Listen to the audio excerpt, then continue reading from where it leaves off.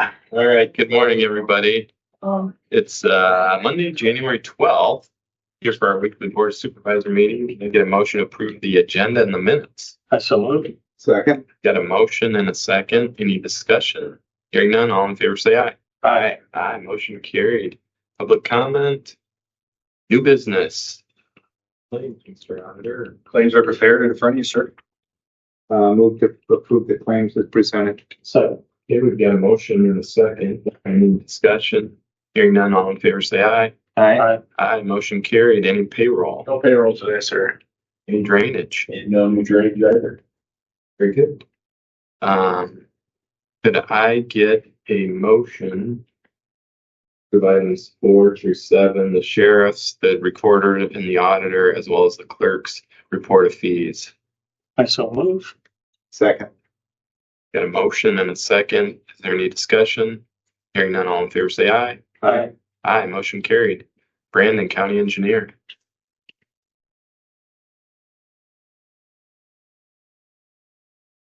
Good morning. Start off with, we don't have a lot of projects going on secondary roads right now. We are, with this thaw coming up the next couple of days, going to get out there with the graders and try and correct some of the rough county roads that are secondary roads, the gravel roads that are out there. We had a little bit of a thaw last week, and with that rain, some farmers were hauling grain and the roads got pretty rough. But we're going to take advantage of this thaw and try and get some of that stuff worked back on the roads before it freeze forecast after that. So if there's any areas that you guys get complaints about specifically, let me know, because really people haven't called in. We just witnessed some of the issues of the side effects of the use of the roads. So any particular areas you hear about, I definitely want to hear about it. We are going to get we're going to pay for the second mechanics truck that we purchased this week. We received it just before January 1st, but we have obviously used it. It's just been in the shop. He's going to transfer tools over and get a couple other things done before we use it. So that'll be in service here hopefully this week. Yes. The first and second truck, are they both in the same location, or one go to one shop, one go to another? They both report out of the engineering shop. That's what the mechanics bays are, but they go. The good thing about it is when I got hired, we only had one mechanics truck, and then for various reasons, we ended up getting a second one. And how much more efficient it is to have the two mechanics work separate, because they always have the employee with their vehicle that's down nearby to build a system. So having two trucks in a little different direction is amazingly better than was in the past. So, an update on Illinois, the building is one half done with the demolition. So that went well last week. You go out there, they cleaned it up nice. The building's coming down well. The plan to do, there's some training exercises the sheriff's department wants to do with the second part of that building, which I think will be this week. And they'll finish the demo on that. So that building, hopefully within a couple of weeks, will be completely down. So that's going really well. With the metal or cement that came down on it, is that slab worth saving? Yeah, we had them put a layer of aggregate over top of it. And he's actually doing, with the excavator and the way he's doing it, he's demoing it careful enough so that slab shouldn't be affected at all by the demo. If you want to reuse that, don't you? As long as the city, when we apply, has to give us final permission for that. That'd be the location I'd like to put the cold storage, just because then we can save $60,000 of concrete work. That would be very handy. I received on Friday 2 proposals for the design of the soil correction project for Rockwell. I had some questions on one of them that I'm getting resolved this morning, so I'll send that to you guys this week, and then we'll talk about it in the next meeting. I had originally planned to do it today, but I had a question. I didn't want to send it to you until that was answered. So we do have those, and I'll be able to talk to you about it officially next week. I'll probably put it on a specific agenda item. Other than that, we have 1 truck done with injectors right now. Probably be 3 or 4 more days before it's back. The other stuff's pretty minor, a couple blower motors and graders and some small hydraulic issues, but nothing that'll keep them off the roads if we need them. It doesn't look like anything till Thursday is possibly going to happen, so everything should be in good shape by then. Other than that, they are doing some sock on and moving rock around. I'm going to get a pit together to do crushing up in the Lehigh area. So bring that to you guys to tell you what we're thinking on that very near future here as well. But unless you guys have any questions for me, that's all I have going on.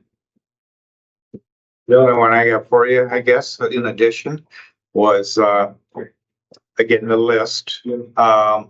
These are downtimes, rock and grading and all that, good, fine and dandy, but is there anything on that that can be picked off? We can get control of the list again instead of all of that. Yeah, so what they do at this time of year, especially with tile issues, they're trying to inspect them to see if we can see a physical problem right now, because they're frozen up, so the water's not moving. So if we can get in there and see an issue, then we'll do that. Or if we'll look at culverts, and we're looking at some of the issues, even if we can get in there. So all happens. There's a couple of issues that have occurred because of utility strikes that we were able to identify. I just want to make sure we're taking advantage of the downtime. Yeah. We're also doing a lot of the pre-work for the internal projects. So a couple of the culverts we want to replace, a couple of the small short bridges that we'd like to replace next year. We're getting the planning and surveying and all the stuff done on that. All everything's rolling. All I have. Anybody else? Thank you. Moving on to you, Elizabeth. Okay. Do you mind going up there and giving it to your exit audit?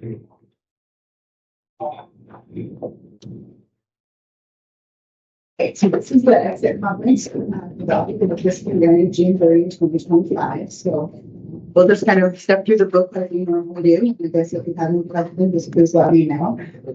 So the first page we're going to stop at is page 9, and that's on Gardiner and Company letterhead. And this is the independent auditor's report. And just a refresher, the purpose of an audit is to opine on whether or not the financial statements are fairly presented.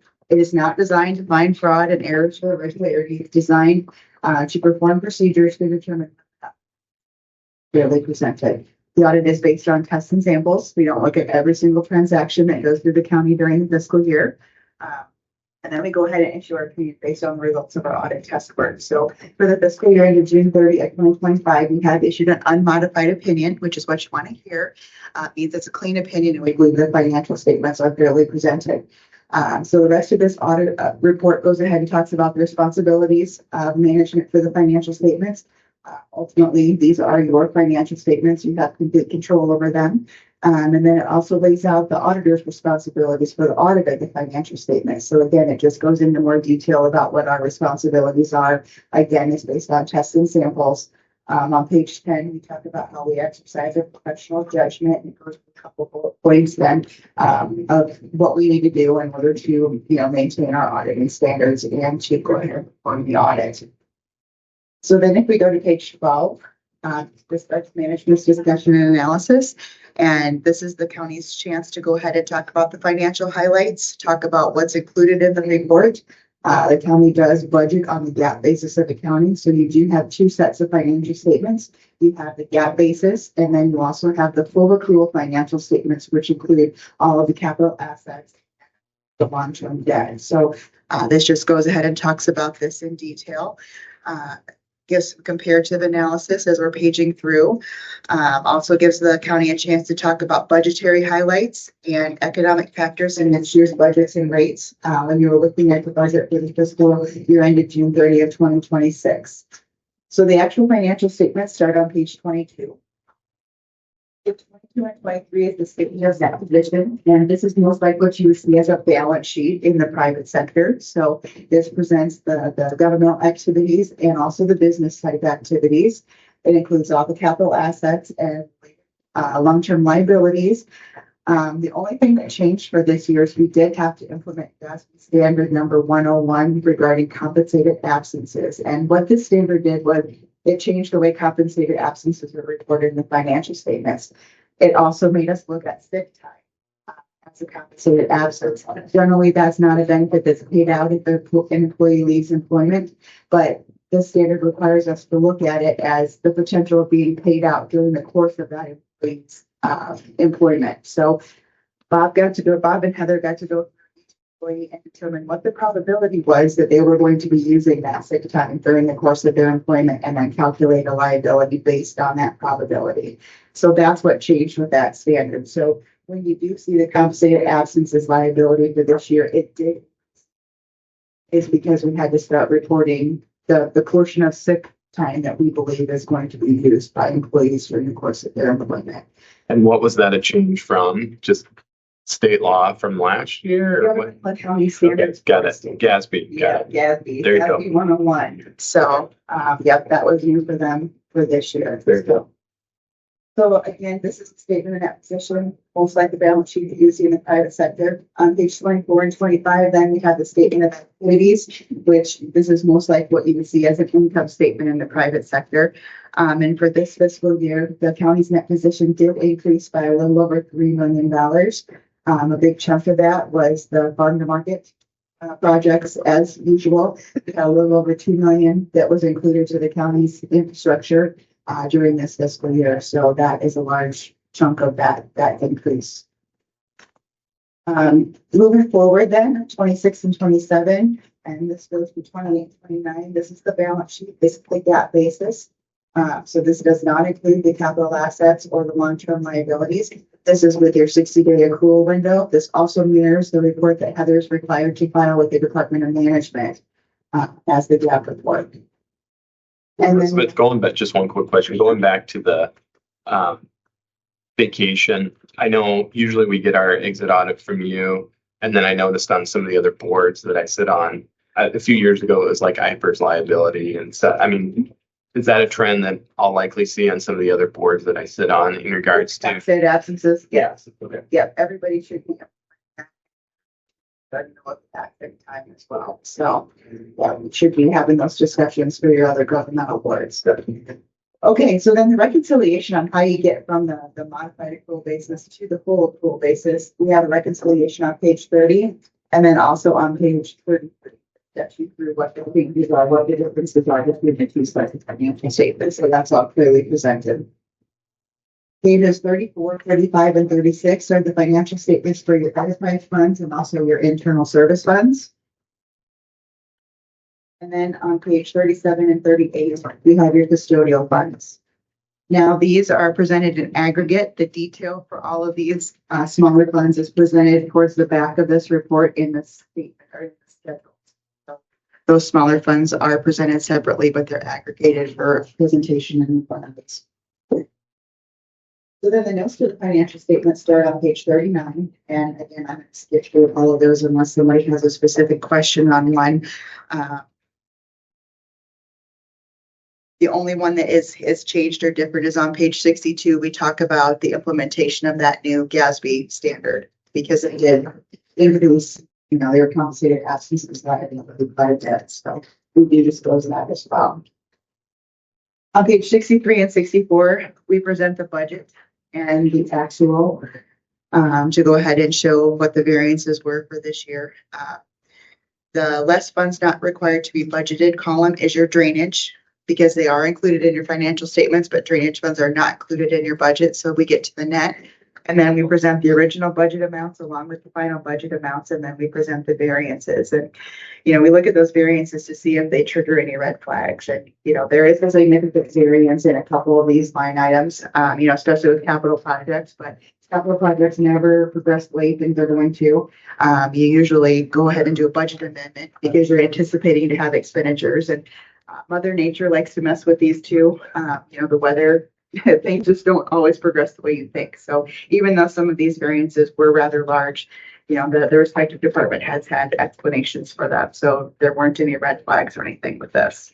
And the following pages are just some additional required supplementary information, several pages about the pension liability and what that has done in the past 10 years, a schedule about the employees' contributions and the employers' contributions for IPERS. We have the supplementary information starts on page 74 with the general fund, showing that in detail for revenues and expenditures. And as we're paging through this, again, the non-major governmental funds have their chance to be separately presented. We show the internal service funds. we show the custodial funds. They're all individually presented as we go through that. And then Heather has her statistical section that follows that. And so that is all the information that's required to go to GFOA to be included in the annual report. On page 139 and 140, we have 10 years of history for the revenues by source and expenditures by function, your governmental funds. On page 41 and 42, we have all of your federal expenditures for the year. And for this fiscal year, the county did spend $3.8 million in federal funds. So of course that required a single audit. So we were required to go ahead and perform procedures on your federal dollars for two major programs. So then if you flip through the schedule of expenditures of federal awards to page 144, we have Gardiner and Company letterhead again.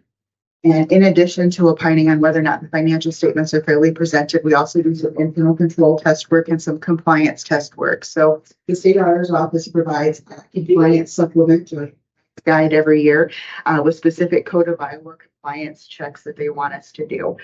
Some of this happens every year, and we look at things every year. Sometimes it's every other, every 3, every 5, depending on what they have deemed as appropriate for this audit year. So, and again, this work is based on testing samples. So, and the findings, of course, relate to the test work. So if we choose the one thing that wasn't done properly and the rest of them were, it triggers a finding. So, and that leads us then into the independent auditor's report for the major federal programs. That's on 146.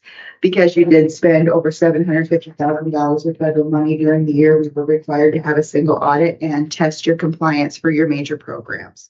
So this letter goes ahead and explains that. Again, this test work is based on tests and sample, and then we report based on our audit work. So then the schedule of findings and question costs start on page 148. And this just goes ahead and summarizes what all the opinions were, if we had material weaknesses or significant deficiencies. This also identifies the major programs, which we had 2. The lead-based paint hazard was 1, and then your ARPA was the second one. On page 149, the schedule of findings and question costs continues. The first one is segregation of duties, which is an old friend. It's in every single audit report that we issue, just because you don't have enough staff on it to entirely segregate the record keeping with the custody of the cash. And it is possible that one person would handle a transaction from beginning to end. You do have controls in place to mitigate these, these risks. The supervisors are involved in the, claims process. You have the reconciliation process in the treasurer's office. So, you do have controls in place, but, they're not. So therefore we do have this finding. We talk about internal control every year. The second finding we have in regards to internal control is the financial reporting finding. And during the course of the audit test work, we did have intergovernmental receipts that were incorrectly coded as miscellaneous revenues in the secondary roads fund. These were reimbursements from the state, and so they should have been coded as intergovernmental, not as a miscellaneous reimbursement. So that was corrected. Also, we had proceeds from the sale of capital asset that had been recorded as proceeds, and that capital asset that had been sold was not included on the capital asset listing. So we were required to reclassify that as well. And then we had material amounts of accounts receivable for the general fund that hadn't been properly recorded. And that was a Pete's investment. We had some interest that had been recorded incorrectly. So again, we proposed adjusting journal entries which were made by the county so that the transactions were or were not included as appropriate in the financial statements. On page 150, then we talk about the findings with the federal awards, and because you have a segregation of duties finding for the financial statements, that triggers one on your financial reporting for the federal revenues as well. So, and it refers to that segregation of duties funding. So then on page 151 and 152 is the statutory reporting findings. And this one is very boring this year. We did not have any findings identified through the course of our audit test work that would have triggered the findings. So there are no findings that were reported. There is some information about a related party transaction, but again, with related parties, the Code of Iowa identifies $6,000 as the threshold for potential conflict of interest. Related party transactions that were identified were below that $6,000 threshold. Guys have any questions for Elizabeth? How about going back to 148, Elizabeth? Item I, Yep. very last thing. Cerro Gordo County did not qualify as a low-risk auditee. And in order to qualify as a low-risk auditee and that is for the federal dollars. So that's your single audit piece.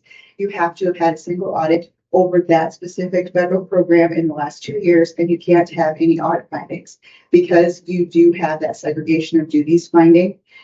You're not going to qualify as a low risk auditee. It's not a bad thing. It just means that we have to increase our test work. Instead of testing 25% of your federal expenditures, we're required to test 40% of your federal expenditures. So it's nothing that the county has done wrong. It's not a bad thing. It just increases our test work because you have that segregation of duties surviving. And of the entities that you work with, as a percentage goes, how many qualify as a low risk? 0. Everybody is non-low risk because everybody that we audit has a segregation of duties finding because you just don't have the staff to entirely segregate your responsibilities. So because that triggers it on the financial statement side, it also triggers it on, the federal reporting side. So it just, like I said, it just requires us to do more test work and have more coverage over your federal expenditures.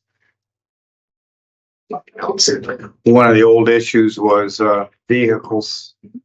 And are you happy with the way that's transpired or? Yeah, and again, that's a discussion point, and it all comes down to what the supervisors are comfortable with as far as purchasing, leasing. If one department is done with an asset and another department, has use for it, a process of transferring those assets between one department to the other. Again, it all comes down to what you're comfortable with. But yeah, everything looks okay.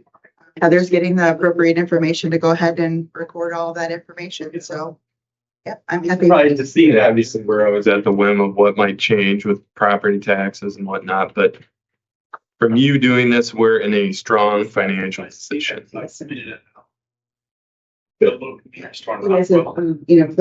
very well. You're very clear with your expenditures. So yeah, I know House File 718 has, put a lot of counties exactly, in some tough situations, but I think you're prepared. And you have good fund balances. That's part of the audit too, is we have to outgoing concern questions and we have to analyze fund balances. And, you guys appear to have a pretty healthy fund balance. So The auditor's office has a great budget director. they do. She does a wonderful job. It's a pleasure to come and audit here. So.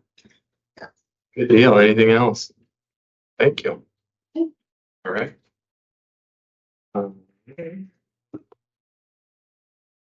Nothing else for the good of the cause. I would accept a motion to adjourn. Move to adjourn. Motion, second, and discussion. Hearing none, all in favor say aye. Right? Aye, we're adjourned. Thanks.